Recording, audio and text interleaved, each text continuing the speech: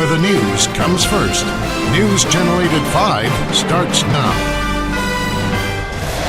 The winter storm goes out with a bang. Early risers wake up to inches of snow, forcing drivers to take it slow.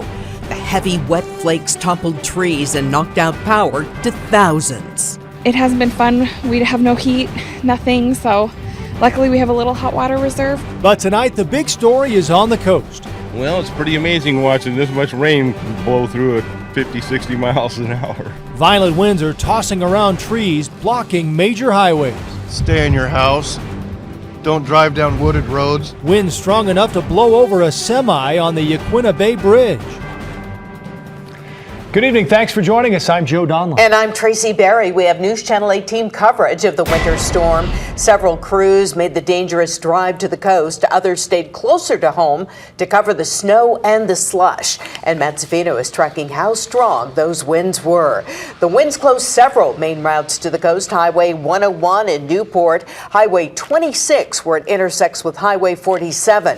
Those are open again, but tonight, Highway 18 is still closed near Grand Ronde because of debris. And that's where News Channel 8's Mark Hanrahan spent today. He joins us live. Mark. Tracy, Highway 18 will remain closed at least through the night. That's according to ODOT. There is a roadblock in place west of where we're standing at Valley Junction. Crews are working to clear several trees that toppled over and continue to block the highway.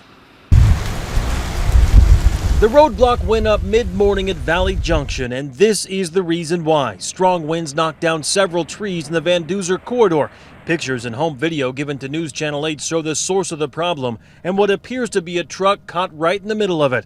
As a result, coastbound traffic had to take Highway 22 to Pacific City, where conditions were even windier. Well, it's pretty amazing watching this much rain blow through at 50, 60 miles an hour. The strong winds made for impressive surf. I work over here at the Inn at Cape Coanda, so I get to watch this all day. But the gusts also knocked out power to several businesses. Even locals admit the January storm packed a punch. The surf just gets unbelievable. Right now, speaking of surf, I think you could probably surf in the Nestucca River because of the wind waves.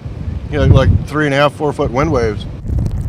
Further north in Netarn, the winds moved in before daylight. Even in the bay, rough conditions rocked this floating dock, and waves were at times crashing over Netart's Bay Drive. At Whiskey Creek Road, a large tree branch blocked traffic to Cape Lookout State Park until crews could get to it with a chainsaw. And on Highway 131 west of Tillamook, traffic was down to one lane after a tree came down, nearly bringing with it a power pole. Stay in your house. Don't drive down wooded roads. Back at Valley Junction, ODOT says the highway will remain closed through the night as crews work to clean up what Mother Nature brought down. So to recap, Highway 18 closed through the night, your best route to the coast if you're heading from the valley over to the Oregon coast. Again, that's Highway 22. It's a much smaller and windier road. It'll likely take you a little bit longer to get to where you're going. Back to you guys. Mark, thanks for the update. Powerful winds are causing all sorts of problems up and down Oregon's central coast. That's where we find News Channel 8's Mike Benner tonight. He picks up our live team coverage in Lincoln City. Mike? Yeah, hey, Joe, as you can probably tell, it has been a very wet and windy day here at the coast. We've heard reports of wind gusts hitting anywhere between 40 and, get this, 110 miles per hour. One of the trouble spots was the Yaquina Bay Bridge in Newport. Around 10:45 this morning, a semi-truck got knocked around by the wind and it crushed a pickup truck. Fortunately, nobody was seriously injured, but the bridge was shut down for several hours. Motorists were forced to either turn around or back their way off the massive bridge, all while the wind was howling. A little further north at Cape Foulweather, wind gusts reached triple digits. At times, it was difficult to even stand upright, but that didn't stop a FedEx driver from delivering a package to the gift shop. I've actually been up here when I had an absolutely full truck bounce. So it's been worse. A little more wind than typical, but it's a pretty good storm. Yeah, we've seen bigger. You know, we're used to it here in Cape Foulweather. Back out here live in Lincoln City, in addition to the problems and issues in Newport and at Cape Foulweather, we did see debris scattered all over a lot of roadways, making travel extremely difficult at times. Let's send it back to you. Well, there's probably a reason it's called Cape Foulweather. Thank you. The 100-mile-an-hour winds on the Central Coast did some other damage as well. It also knocked out power and kept kids out of school. News Channel 8's Kylie Boshi has been out in the middle of it all for the past few days. He is live tonight in Lincoln City. Kyle. Tracy, no question about it. This was a powerful storm. We stood out here on the beach as this storm came in and the winds really picked up overnight. And this morning, it certainly knocked us around. The amazing thing is there were no serious injuries here in Lincoln City and no significant property damage. The strong winds did tear the shingles off buildings and rip signs off storefronts. There were sporadic power outages overnight and again this morning. Officials canceled school today due to the potentially dangerous winds. Gusts in Lincoln City topped 80 miles an hour. Longtime residents didn't seem to mind at all. It's breezy, but it's not the worst. I live down here, so I'm used to it. So it's a good, storm. The only thing is I have kids and they get a little nervous, so that's the part I don't like. Because when the power goes out, kids get scared. You have to deal with all that. So. Back here live in Lincoln City, you can see the rough surf tonight. Emergency officials are watching for the potential of flooding, especially as it continues to rain here tonight. Back to you. Thank you, Kyle. A little farther east, high winds knocked down trees and power lines. Crews were forced to shut down a 40-mile stretch of Highway 26 in the Coast Range for hours. News Channel 8's Pat Dora spent the day checking out the situation there. He joins us now live near Banks. Pat? Well, Joe, 26 is now fortunately open both ways to the coast, but it was a mess and it closed for about 8 hours starting early this morning. Take a look at this. A lot of trees toppled in the heavy winds near the coast. Crews spent hours cutting them up and clearing the roadway. Near the summit, snow and ice coated the roadway, requiring plows to work in teams as they attacked the mess. And down near Banks, look at this. A big plow tangled in a power line that fell over Highway 26. Driver Ryan Frizzell said he'd plowed along Highway 6 all night long and was on his way back to the shop to get a flat tire fixed. He could not see the wire and ran right into it. He stayed in his truck 3 hours believing the line was hot and his life in danger if he jumped out. He used social media to pass the time.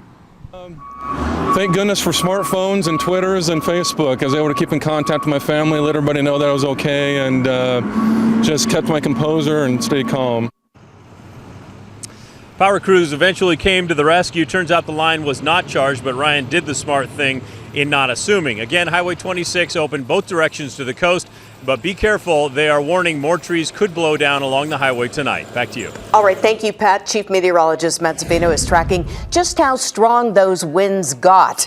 He joins us now from the First Alert Storm Center. Pretty good storm, Matt. It certainly was, Tracy, both with the winds and the snow. We'll get to the winds. I want to share some of the snow totals with you because they were very impressive all around the region. The biggest one in the valley that I saw was Toutle, Washington, 1.5 feet there. Longview had 9 inches. Parkdale in the upper Hood River Valley, a little over 1 foot. Portland, about 3 inches. Varied from whatever part of town you were in, but again, it was a good, heavy, wet snowfall. In the mountains, this is what we needed. Look at our bases now. Just a week ago, we had half this much. And these are the 24-hour totals at Timberline, Bachelor, and Meadows, 27 to 21 inches, and then the bases on the right. Now those wind gusts, Tracy, check this out. Cape Foul weather, you're right. It is named that for a reason. Go back 150 years and ask the ships why it's called Cape Foul weather. 110 miles an hour there. Yachats 109, Lincoln City 84, Pacific City 78. And in the inland areas, look at this. West Salem had a gust of 40, Oregon City 66, and Summer Lake down in south central Oregon, a gust of 88 miles an hour. Now, we've got a lot of rain on the way, leading to a lot of flood warnings. We'll break that down for you a little bit later on. Back to you. Thanks, Matt. We'll see you then. Even in the Portland metro area, high winds and heavy snow brought down trees and power lines, and tonight thousands are still in the dark. We continue our storm team coverage now with News Channel 8's Abby Gibbs. She's been following PG&E crews all day. What are the latest numbers, Abby? Well, we just got those numbers in the last few minutes. It's sitting at 14,700 customers still without power. Of course, it sounds like a lot, but it is down significantly from 30,000 earlier this morning. We're here in the West Hills area. This is the hardest hit area in the metro. They got their power back on mid-afternoon or so. And let's take a look at why we were seeing all of these problems. We're talking about downed trees throughout the area. This is Southeast 29th and Knapp in the East Moreland area. And early this morning, this is Southwest McAdam near the Sellwood Bridge. Several trees came down. PG crews got called in early to be ahead of the storm. We've had tree limbs continue to come down, so as we restore some outages, some more come out. But we have knocked it down quite a bit since last night. Those trees continued to come down during our drive around the Council Crest area of West Hills. Those neighbors had power on and off for 2 days. So the first thing was to hook up the gen and then, go out and see if you could get out of here. It hasn't been fun. We have no heat, nothing, so luckily we have a little hot water reserve. And the worst hit areas are still Mount Hood, Sandy, Rhododendron. Those areas still thousands without power, and no estimation tonight of when they'll get their power back. Back to you, Tracy. Thank you, Abby. Let's head north now to Southwest Washington, which, as Matt said, got some of the most snow in the region. News Channel 8's Catherine Cook continues our live team coverage. She's in Kelso, where folks spent the day digging out. Catherine. Well, Tracy, like we're seeing just about everywhere, most of the snow that covered Kelso here today is now a giant pile of slush. But it was a much different scene earlier today. Take a look. Packed snow made the early morning commute very slow along I-5, even causing this semi-truck to slide into a ditch. Later, the heavy snow did a number on this old oak in Longview. It crashed onto the roof of this Flying K fuel station. Our city crews spent most of the morning cleaning up the mess. Above Kelso, the folks on Brigham Hill got about a foot of snow. Richard Lee and his great-granddaughter had to get creative to clear his driveway. My wife had a hard time getting out because the snow was so deep, so I just thought I'd come and knock it down with that drag chain, and it's working pretty good. Then it'll melt away quicker. So. And for those without the heavy equipment, they hit the local hardware store where snow melt, shovels, and de-icer were all hot commodities. Now, throughout the day, about 5,200 customers lost power here in town, but good news, we're told just about everyone's power has been restored. Back to you. Thank you, Catherine. The snow that was once a beautiful sight across Portland's West Hills is tonight a slushy mess, creating new problems. News Channel 8's Kathy Marshall continues our team coverage with a look at how people are dealing with the nasty winter mix. Kathy? Well, Joe, here in downtown Portland, really no trace of the storm is left on the streets, but in the West Hills, they are dealing with 5 to 6 inches of snow, which is quickly breaking down into some messy slush.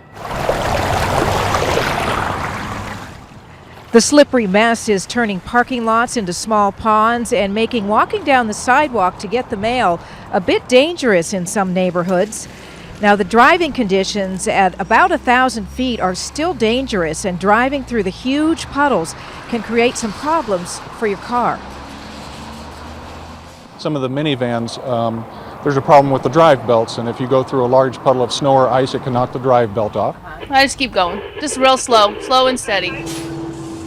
Some good advice there from Jamie Roberts. She's been negotiating a school bus through the West Hills, the slush up there on those streets, so she knows how to be very cautious. And a word of caution tonight for all drivers: if you're going to be negotiating the slush in the West Hills, check the treads on your tires. If they are too worn, you run a real risk of hydroplaning. Now back to you. Kathy, thank you. This dose of wet weather has already caused one small landslide, and we haven't even hit the really heavy rain yet. News Channel 8's Ed Teachout is live in Portland with a warning from a geologist about the chance of more slides. Ed? Well, Joe, the problem with landslides is that one usually leads to another. And a geologist says that steady rains that are predicted over the next few days could cause even more landslides. Now, early this morning, a small slide closed a ramp between I-5 and Macadam Avenue. Road crews had it cleaned up and back open just in a matter of hours. Geologists say that if we get that steady rain predicted through the weekend, we could see more and possibly bigger slides. But unlike other natural disasters, there are things you can do to lower the risk of a slide taking out your home. What you do is you go out and check your gutters, your drain pipes, and then the drains that you have on the ground to make sure that there are no leaves covering them. And so therefore, all of the water that is collected is taken off of the property and put into the storm sewers and taken to the bottom of the slope. Now, Professor Burns says what you don't want to see is standing water around your home, which can be an indicator that that ground is saturated and it could slide. Now, coming up, to 6, we're going to tell you a little about just a little break, a small break of maybe a half a day to a day in the steady rain that's predicted. Could be enough to really lower the risk of a landslide. Back to you. Ed, thanks. We'll see you at 6. And don't forget, you can get up to the minute weather information with the Portland Weather app. See the forecast for your neighborhood. Track the progress of the storm on Doppler radar. Just download the Portland Weather app.